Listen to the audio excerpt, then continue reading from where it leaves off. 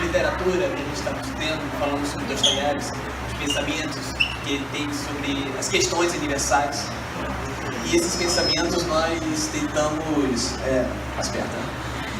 E esse pensamento nós estávamos discutindo, o pastor me chamou para pregar sobre o que realmente importa, o que de fato importa. E eu pensei, sabe, falar de amor, de liberdade, de justiça, do reino de Deus e tal. E até que o Papai do Céu, creio que o Papai do Céu falou assim, fala sobre cidadania, mas cidadania, tipo assim, do meu reino, entendem? E eu convido os irmãos a se inclinarem mais uma vez comigo não, primeira vez, né? Se inclinar mais uma vez na Bíblia, em Lucas 17, versículo 20 e 21. É quando perguntam a Jesus, e esse negócio aí de reino de Deus?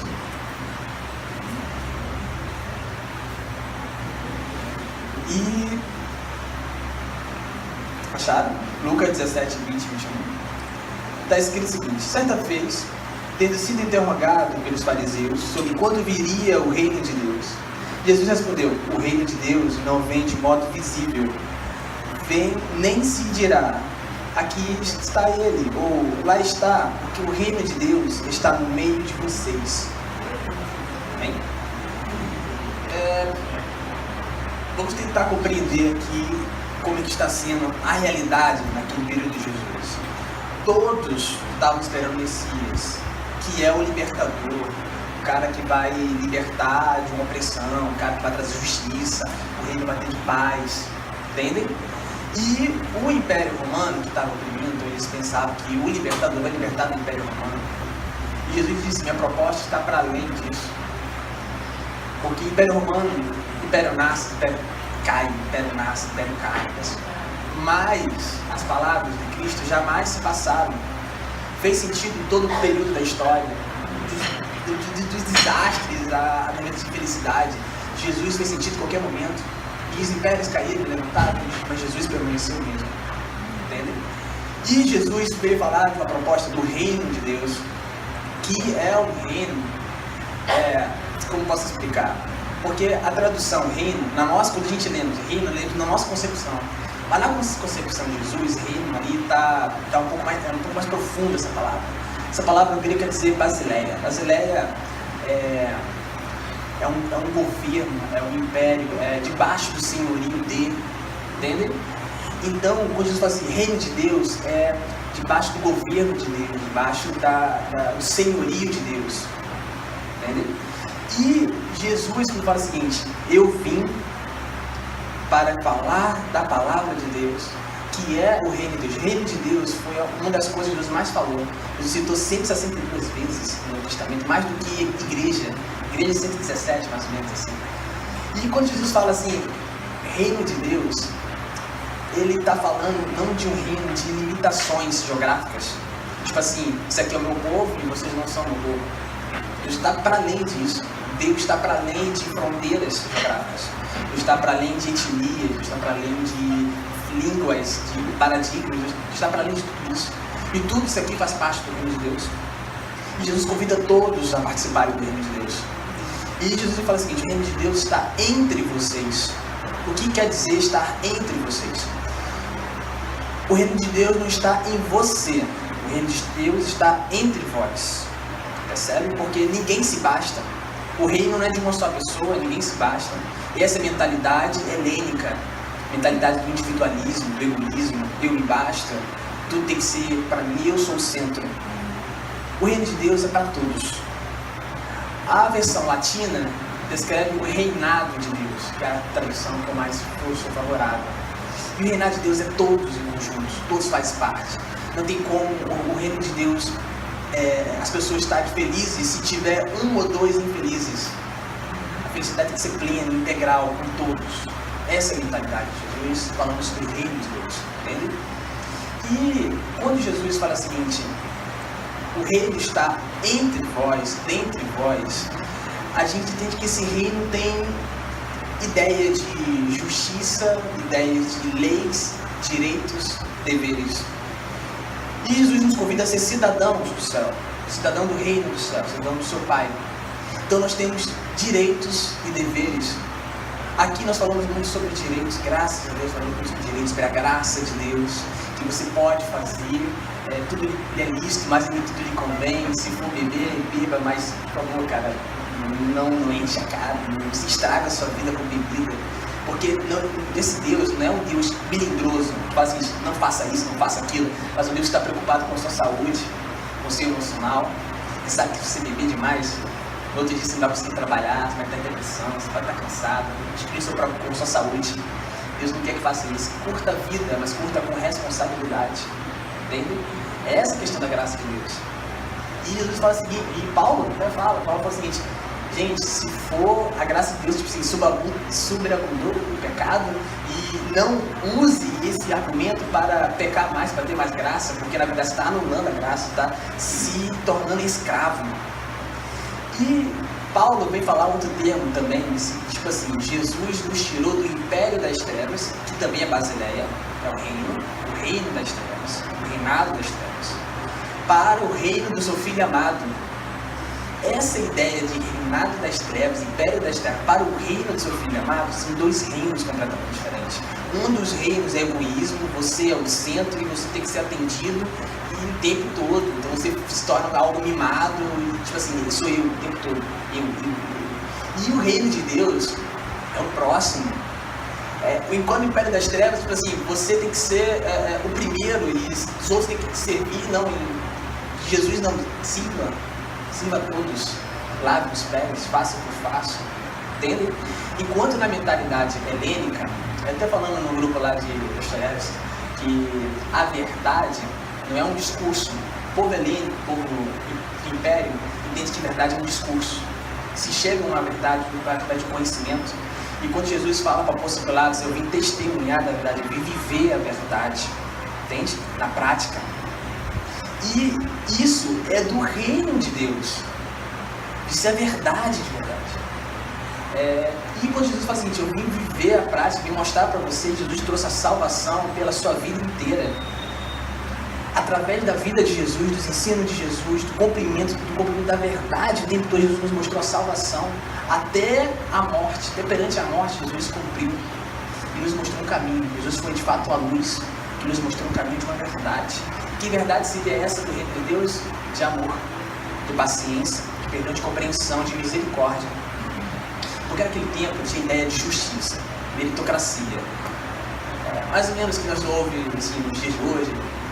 Matou, morreu, coisa assim. E Jesus fala assim, cara, misericórdia eu quero, é melhor do que sacrifício. Misericórdia Deus quer. O reino de Deus é aquele que nos ensina a amar o que sofreu a ofensa e aquele que pratica a ofensa. Esse é o reino de Deus. Agora, sabendo, isso é só a introdução, tá? Mas sabendo que é o reino de Deus e sabendo que é o império das trevas e o reino de Deus, nós somos convidados a estar no reino de Deus e nós temos direitos e deveres como cidadãos dos céus. E Deus quer que vocês tenham sua responsabilidade no reino dos céus e seus deveres, seus direitos também no reino dos céus. Só que a lei de Deus não é tipo assim, faça porque eu estou mandando. A lei de Deus é aquela tipo assim, que te liberta e você se sente livre e o amor de Deus te impacta, te sente impactado e por você ter sido impactado pelo amor de Deus, você quer viver isso e espalhar isso para todo mundo. Tipo assim, algo contagioso, assim, tipo a gripe. Você quer abraçar todo mundo, você quer conversar com todo mundo. Não, meu irmão, vamos lá, eu te ajudo. E assim vai. Essa é a ideia do reino de Deus. Então, nesse sentido, quem ajuda o próximo é próprio de um cidadão dos céus. Quem ama o próximo é próprio do cidadão dos céus. Não é isso que diz a carta de João? Quem não ama o teu próximo não conhece a Deus. Na verdade, a gente continua nas trevas, no império das trevas. E quem, na verdade, ama a Deus, esse cara está ali da lei humana. Esse acordo social, nós dizemos que a lei que chamamos de justiça, que não tem muita coisa em relação,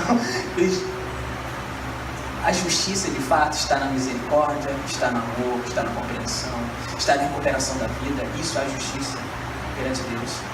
E Deus nos convida a lutar por isso. Como é que diz lá no Sermão da Montanha, lembram? Bem-aventurados os pobres de espírito, porque deles é o reino de Deus. porque o reino de Deus está entre vós. E só há atuação do reino de Deus nos relacionamentos de amor. Percebe? Deus não está atuando em limitações geográficas. Deus está se limitando a relacionamentos entre pessoas em amor. É onde Deus está, nos relacionamentos de amor. E quem é humilde, pobre de espírito, são pessoas que são fáceis de se conversar, pessoas que se trocam diálogo, pessoas que abraçam juntos. Então essas pessoas de fato fazem parte do reino de Deus. A gente vê o reino de Deus nessas pessoas. E pessoas arrogantes, orgulhosas, preconceituosas, pessoas que não se importam com os outros, só no lucro, são pessoas que estão em pé das trevas, pela escuridão. Entendeu? Então, os mais embaixo no Sermão da Montanha, Jesus fala o seguinte: bem-aventurados que foram perseguidos por causa da justiça, porque nós lemos aqui em Jeremias 23:3. Cara, há uma justiça, luta por ela, luta. O precursor do Martin Luther King, o reverendo Vernon Jones, ele fala uma coisa que Martin Luther King que ficou famoso na boca do Martin Luther King. Se você vê uma boa batalha que vale a pena você lutar por ela, também é uma justiça. Se você vê assim, justiça, vale a pena lutar por isso, lute. Você vai ser perseguido, mas fique tranquilo, porque o reino de Deus está aí. Quando você luta pela justiça, você luta pelo amor. E essa é a obrigação do cristão, mas obrigação não por imposição, mas porque eu me submeto. Esse negócio é belo, esse negócio é bonito. Faz todo sentido lutar pelo pobre, faz todo sentido lutar pelas pessoas, faz todo sentido nós termos um. Então, eu mesmo me submeto a lutar pela justiça. Porque Deus me amou primeiro, porque Ele me amou primeiro, eu também consigo amar. Então, Ele quebra o ciclo do ódio. Alguém me odeia, eu odeio essa pessoa, e assim vai. Quando Deus me ama, eu consigo amar outras pessoas, e vai ser esse ciclo de amor ao infinito e além.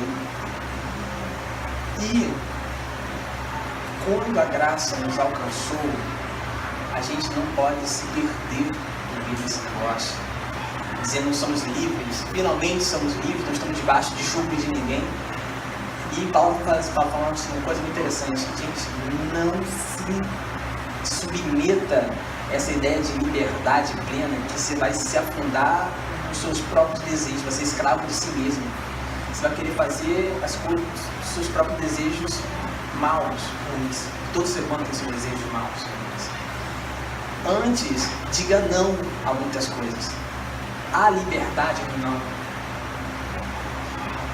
Por exemplo, se um jovem oferece, sei lá, e me chama para uma coisa que promove injustiça, eu falo, cara, não. Mas você não é livre? Você burro eu ser livre, que eu não vou. Porque eu sei onde eu quero ir, sei onde eu quero estar.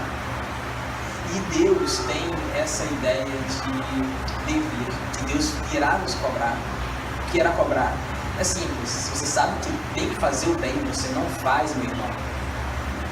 Faz o mal. Se você sabe que tem uma justiça, pessoas estão lá, mas que viram os olhos. Você vê o samaritano assim, você passa de lá, você vai cumprir seus deveres religiosos, você vai fazer seu, sei lá. Você não está amando, está longe. Deus cobra. Nós falamos de Deus de amor, e de fato Ele o é, mas também é um Deus de justiça. Que Deus não se deixa se escarnecer. Deus que não se deixa ser tentado. Meu filho, estou te dando todas as condições. Vamos lá, mais uma vez. Eu sou paciente. Olha que Deus é paciente. Nós temos muita dificuldade de aprender. Paulo fala outra coisa interessante, que em Romanos 14, versículo, eu não me lembro, que o reino de Deus é paz, justiça e alegria no Espírito Santo. E a nossa obrigação da igreja é fazer o reino de Deus acontecer e se espalhar um máximo de pessoas que der. O governo só não permitirá que o inferno se instale aqui na terra. Mas a função da igreja é, como diz a oração, trazer os céus na terra, seja como no céu, aqui na terra. Esse é o desejo de Deus, esse é o nosso desprendimento. Dá um exemplo bacana, é que, por exemplo, fala de dinheiro, irmãos. Fala de ofertas, coisas assim. nós gastamos conosco, com festas, com brincadeiras, com roupas, coisas, gastamos à toa. Mas não vem à nossa mente que para atuar ainda mais além, nós precisamos de recursos. Por exemplo, Pastor Marcos precisa de recursos para visitar os irmãos, porque não anda de ônibus sem pagar. Pastor Marcos precisa ajudar outros irmãos que passam essas dificuldades, comprar instrumentos, sei lá, tudo isso necessita de recursos. E a gente gasta recursos, gastando, sei lá, um hambúrguer de 30, 40 reais, e a gente não pensa em Deus. Os cidadãos dos céus são aqueles que o coração de Deus é relevante. Ele não quer ferir o coração de Deus. Ele não quer magoar o coração de Deus. Não é uma coisa moralista. Entende? Não é moralismo. É a ideia de que, Deus, eu sei que se eu fizer isso, você vai ficar chateado porque eu estou ofendendo o outro. Eu estou me machucando. Então não é bem por aí que o seu coração se agrada. Então eu vou me afastar disso. É o não. Percebe? Jesus falou não a muitas coisas. Está escrito, Jesus foi tentado em tudo, mas nenhuma dessas coisas Jesus caiu. E Deus nos convida a uma responsabilidade como cidadãos, a dar uma resposta a esse governo, esse nosso povo que sofre. Eu estou muito feliz aqui na NIB, porque a NIB é uma igreja que se propõe ser a voz daqueles que gemem nas comunidades, aqueles que gemem na cruz. A NIB se propõe ser a voz desse povo que sofre. E essa ideia da profecia, essa ideia de justiça, essa ideia de se importar com o próximo, essa ideia assim, Deus, eu quero ter um compromisso sério contigo. Eu até falo com o Dieguinho, já é até um jargão meu, que o texto que eu acho mais top na Bíblia é um versículo apenas que fala que Enoque caminhou com Deus e não foi mais achado na terra porque Deus o tomara para si. Eu acho que essa é a experiência de quem é um cidadão dos céus. A experiência de você caminhar com Deus. Deus vai te lapidando. Filho, esse caminho aí não é tão bom não. Filho, esse caminho aí está um pouco mais, está muito longe de mim, por favor, para cá, foca para cá. E é esse Deus que vai nos guiando, vai nos direcionando. Amém, irmãos? E essa é a experiência que eu deixo para vocês. Caminho com Deus, pergunto a Deus aonde eu devo ir, aonde eu devo chegar. Amém? Obrigado, Pastor. Amém.